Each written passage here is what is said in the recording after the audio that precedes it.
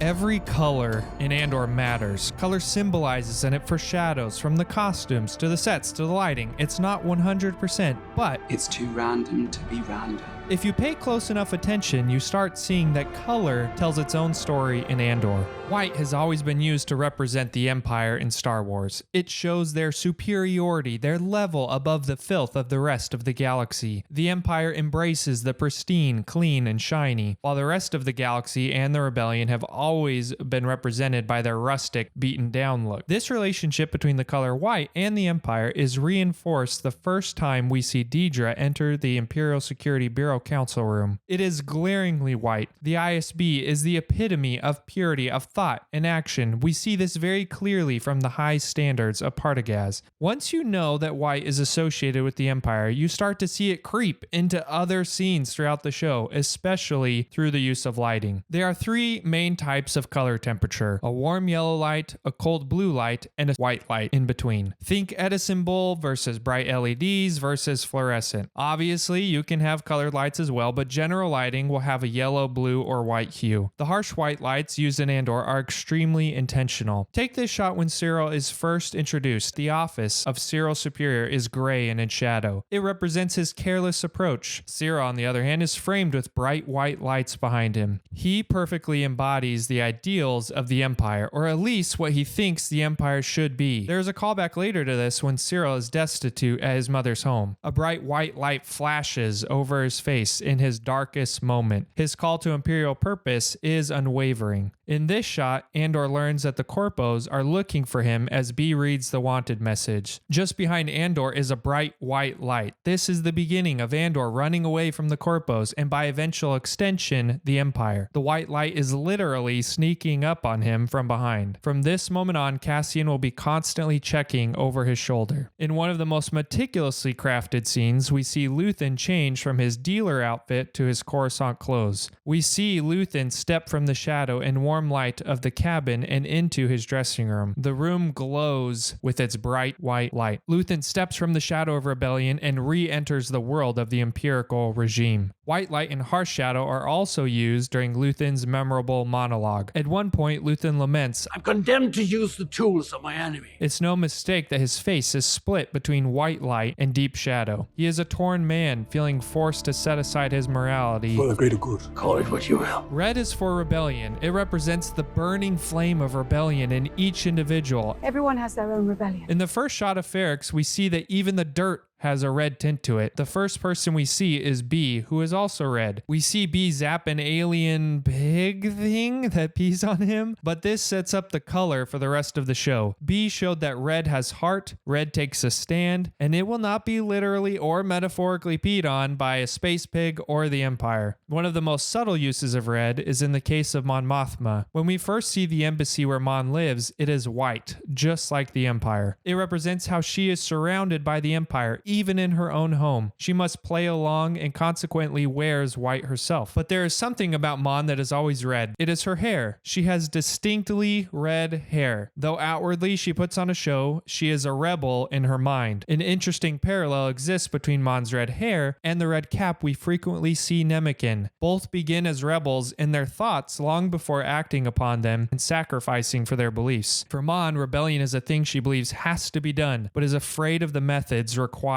for its success. For Nemik, he is a true believer as represented by his manifesto, but when they actually have to take action and perform the heist, he shows fear and nervousness. He completes his arc by overcoming his fear and eventually giving his life for the cause. The use of red hair to insinuate rebellion can also be found in Lonnie Young, the mole within the ISB. When Andor is first incarcerated, he learns that red has meaning there as well. White is cold, red is hot. It's the cold, uncaring attitude of the Empire versus the hot fire of rebellion. When Kino finally accepts there is one way out, the red lights of the floor highlight their planning. As the prisoners escape, red lights flash through the stairwell. Green is very nuanced. It represents greed, betrayal, or revenge. Perhaps the best way to understand green is to realize that characters wearing green often act in their own self-interest. One of the first main characters we see wearing green is Tim Carlo. He is wearing a yellow coat, but his shirt, what's underneath, who he really is green. This is reinforced further during the scene in his home. His bed covers are the rusty red of Ferrex, but what's underneath are green bed sheets. The green foreshadows how Tim will eventually betray Cassian because of his jealousy. Nurchi and Wilman Pack are also seen wearing green. Nurchi's greed leads him to threaten Cassian. He eventually seeks revenge against Cassian by tipping off the Empire of his return to Ferrex for Marva's funeral. After his father is killed by the Empire, Wilman seeks revenge by creating a bomb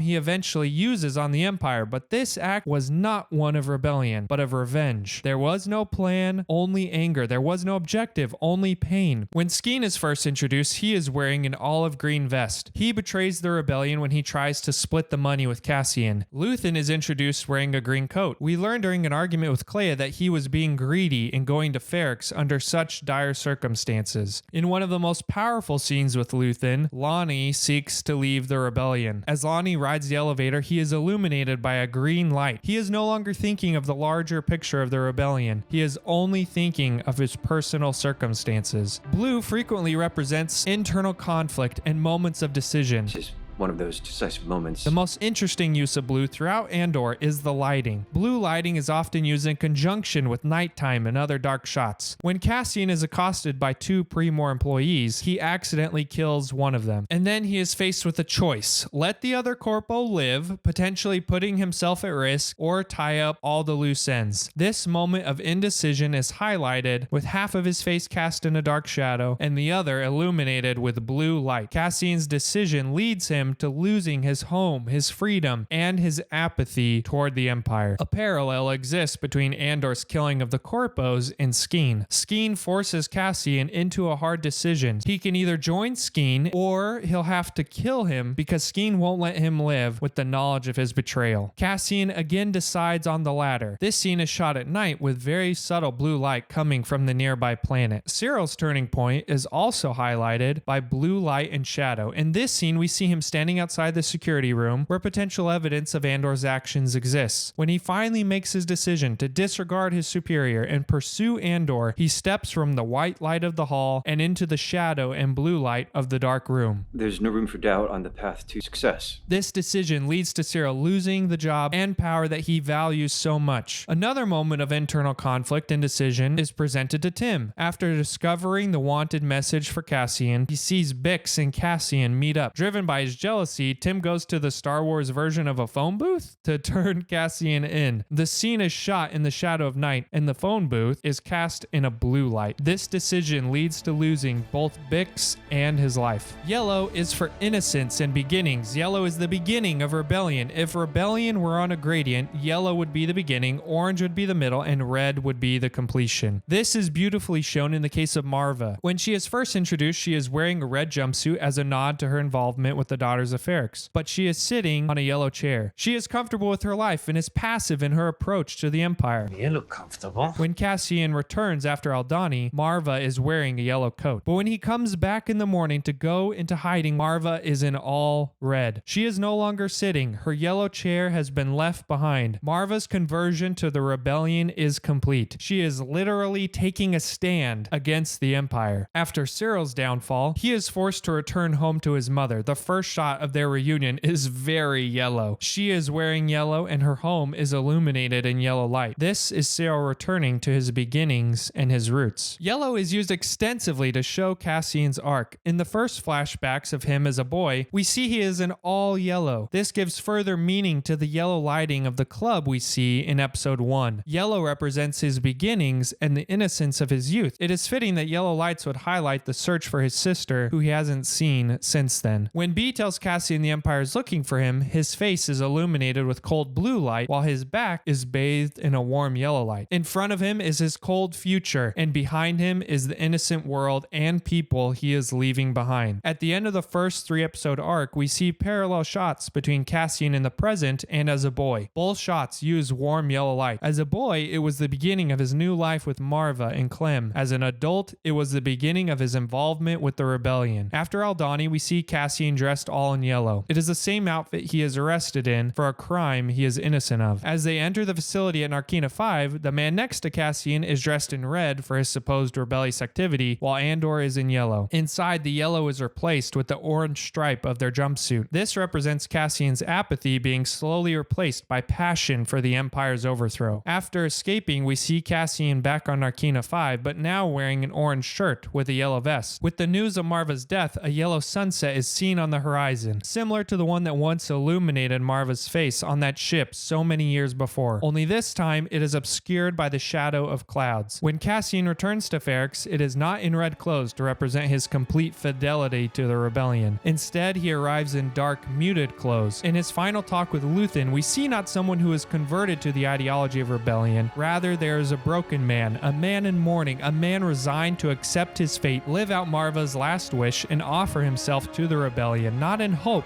but in acceptance. The rebellion has been chasing him, and he can't run anymore. Whether for the Empire or for the rebellion, there will be no more looking over his shoulder. So what's the secret meaning of color in Andor? Everything!